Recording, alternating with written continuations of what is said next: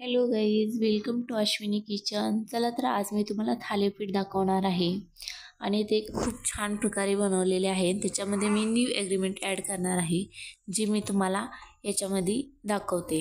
तर चला स्टार्ट करूया. मी इथे 1 वाटी गव्हाचे पीठ, 1 वाटी ज्वारीचे पीठ आणि अर्धी वाटी बेसन घेतलेले आहे.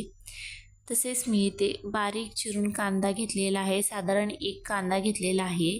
तसेच मी याच्यामध्ये 1 टोमॅटो घेतलेले आहे आणि खूप सारा धनिया घेतलेला आहे. धनिया हा मला खूप आवडतो.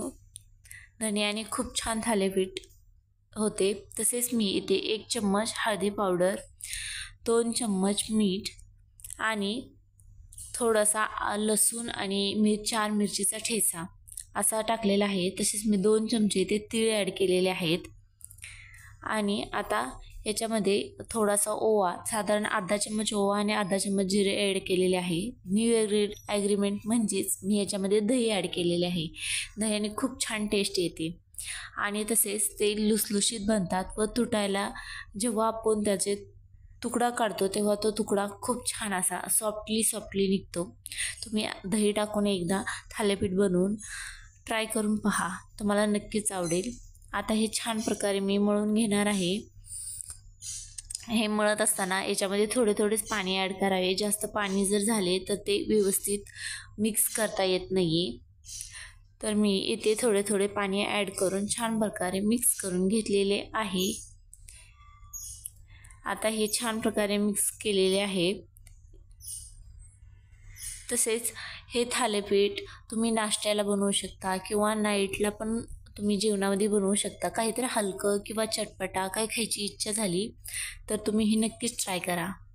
तसे ही आपली पारंपरिक रेसिपी आहे. हे पहा, अशा प्रकारे तुटत आहे. अशा प्रकारे भिजवून घ्या. आता मी इथे काढून ठेवलेले आहे. आता मी थालीपीठ बनवायला स्टार्ट करणार आहे. तर एका वाटीमध्ये मी पाणी घेतलेले आहे. तसेच मी इथे सुती कापड घेतलेले आहे. याच्यावर थोडेसे पाणी मारून घेणार आहे. आता एक छान जेवढा की आपल्या हातामध्ये बसेल असा छोटा गोळा घ्यायचा आणि त्याला छान प्रकारे थापून घ्यायचे. चिपकत असेल तर तुम्ही हाताला पाणी लावू शकता.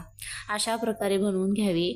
आणि म्हणजे पारंपरिक लोक याला ना बोटाने छिद्र पाडायचे, तसेच मी पाडून घेतलेले आहेत. आता मी थालीपीठ भाजणार आहे. तर त्यासाठी मी एका पॅन घेतलेला आहे, त्याच्यावर थोडे तेल टाकलेले आहे आणि आता मी थालीपीठ टाकून घेतलेले आहे.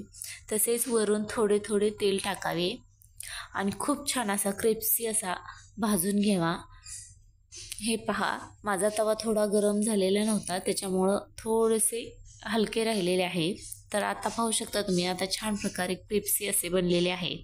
तर हे दह्यासोबत खायला तसेच त्याच्यावर कांदा खायला खूप टेस्टी लागतो. एकदा नक्की ट्राय करा.